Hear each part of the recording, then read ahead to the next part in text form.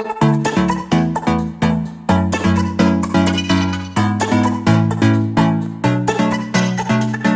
and welcome to SBC Chat.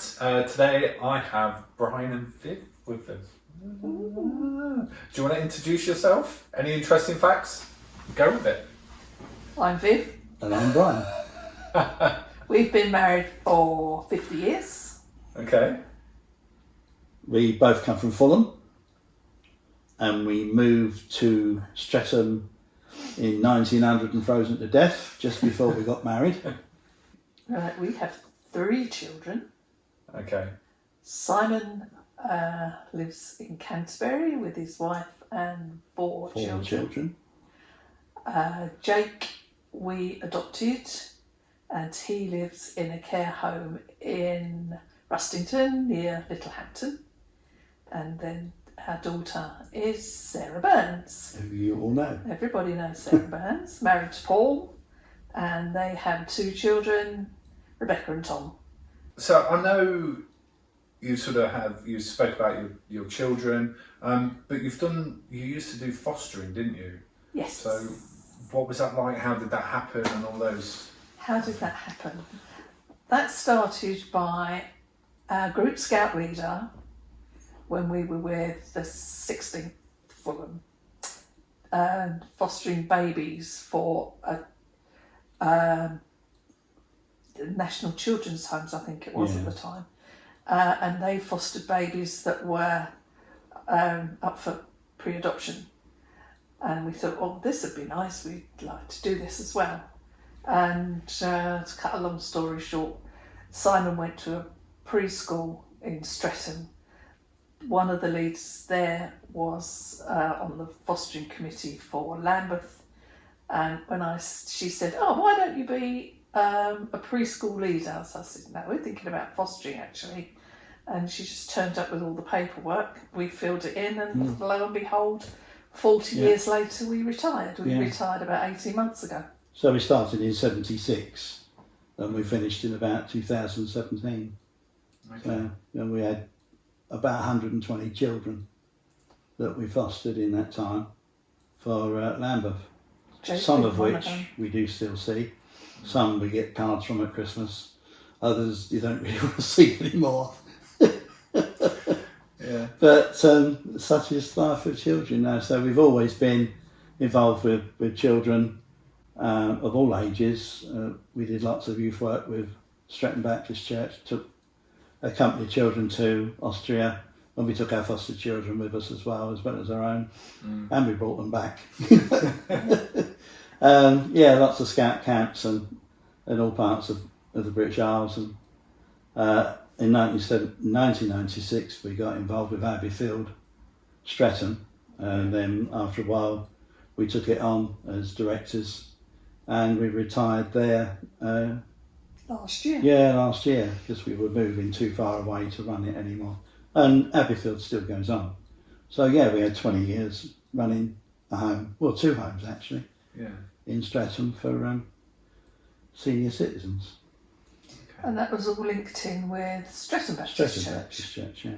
That was one of their outreach projects, along with the preschool. And I'm still trustee for Lewin Preschool. I'm their treasurer. Okay. That's cool. So, right, I'm going to recap because there was a lot of information there. So you fostered children of various ages. Yeah. Babies generally. Babies generally. Babies, toddlers. Okay. Babies and toddlers. Which sounds amazing, but then also you can't help but bond with a baby. Yeah. And how was it to sort of then, because but most of the time they go into a better place, but how? Not always. No, they don't always go. Some go back to the situation they come out of, which was sad. But you just hope and pray really it gets better for them. Yeah. Sometimes it does. Oh, and people often ask us, what do we think about the children? I say, no, you can't really. We still keep in touch with some. We visit some, they keep in touch with us. Jake, of course, came to us as his foster carers when he was 12 weeks old. And his sister. And his sister, yeah. We still keep in touch with her. because she still keeps in touch with Jake. And so he came to us 12 weeks old, and eventually we adopted him. Legally it went through when he was 5, but now he's 25. Yeah. But others, we still keep in touch. We've had lots of people come knock on the door and say, "Are you Viv and Brian?" "Yeah." "Oh, do you remember me?" Now in her 40s. And so it's nice, you know, to see people that have grown up and have got through it all. But it's not easy. No. It's not easy when they're going out the door. It's not easy, any of them, good, bad or otherwise. Well, we got to the way we could only do it was mainly by the time they left us they were toddlers, and we just said goodbye and we let them walk to the car. Yeah. We couldn't possibly. Yeah. No. So how long have you been coming to Selsdon Baptist Church? How did that link It was because I used to work for British Aerospace, and then when Jake got too much of a handful to leave Jake at home with just Viv looking after him, it's only the physical side, the weight of Jake. He was a lovely fella, no. He's got no weight. He just got too big. So then I was able to get a job in a school as a TA, and I used to teach a few subjects there, and that was in the afternoons. And in the morning, I used to do all their premises work and keep the premises up to scratch. Okay. And it was then that we decided that we needed to move church. So my daughter was coming to, well, she got married at Selsdon Baptist Church, you know, and my son was coming here because he moved to West Croydon. So we thought, well, it's a way of seeing the grandchildren a bit more. So we said to Sarah, you know, are we going to crowd you out if we come over? She said no. So we came over, and then we had Mike as pastor. And we've had really brilliant pastors, brilliant teaching at this church, you know, because you sit there sometimes in some churches and you think, oh, I've heard all this before. But the way Mike Earl can put it over, and Diana Watts and yourself and Trevor, there's always been a different edge on it. David Main, there's been, you know, made the ingredient really special. And you're part of a house group? Yeah. So why is that important? Why do you like the house group? Well, it was a way of getting to know more people at SBC, because we didn't know that the people we did get to know left. Okay. Like Christopher Bain is close to him, and because he moved down country, and quite a few people retired, like Olive and Peter, that they moved away. So we thought the only way we were going to get to really know people was join a house group. So while we were still in Streatham, Brian Reeves invited us to join his, and we did. And Brian's a terrific leader, you know. And then recently, just before this virus, we decided to split because we were a big group. So we had a friendly split. We took some people, Brian retained some people. We still phone each other every week to make sure that we're okay and what we're going to run our house group on, you know. Yeah. I've got a couple of other verses. Is that all right? Share, go for it. The other one was Ecclesiastes 3. You often hear this one read out. There's a time for everything and a season activity for every activity under heaven. And it goes on, a time to be born, a time to die, a time for war, a time to please, a time to plant, a time to reap. And they always get down to verse 10 and then they stop. And it annoys me. Because verse 11 is the key of it. It says, God has made everything beautiful in its time. He has also set eternity in the hearts of men. That's what makes us different. Yeah. The third one, I've been in hospital twice. Okay. Once for a surgical operation And I was young, I had 2 kids, so I had a mortgage to pay. My wife was at home looking after the children. And you're thinking, how am I going to pay the bills? After the operation, I was asleep when this chaplain must have popped round.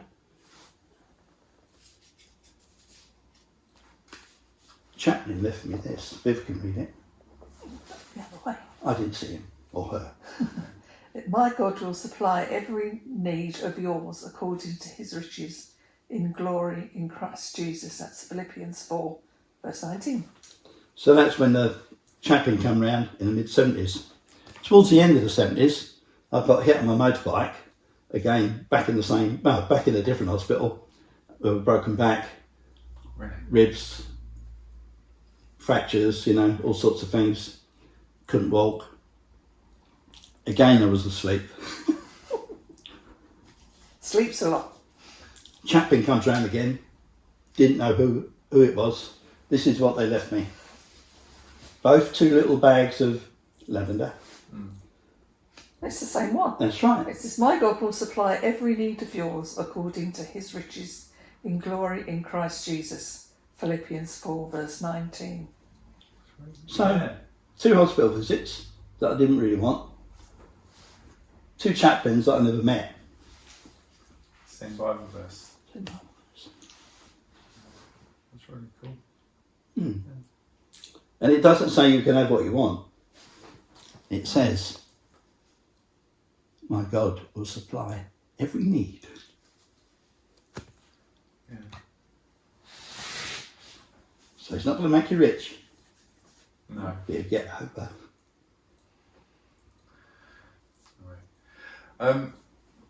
As SBC, we like to pray for each other. Is there any prayer requests that you have, family, friends, or just anything that comes to mind that people can pray for? Pray for Jake. Definitely pray for Jake in his care home. They've been very, very fortunate and have only had 1 instance of COVID, which has been in the last couple of weeks. So at the moment, they've been on lockdown, but we are due to see him next week, providing restrictions are not changed so that we can't. But it's still only outside, we can't visit inside. We're not allowed inside their building at all, so that would be good to pray for them. And the whole situation there, because there's 38 residents and they're all severely disabled as Jake is, but they range in age from him at 25 to Maureen, she's the oldest, she's 70, but most of them are all in their 40s. Okay. Yeah. Thank you very much for taking the time to chat with me. If anybody else wants to do an SBC chat, send me a message. God bless. Bye. Bye. Weird, isn't it?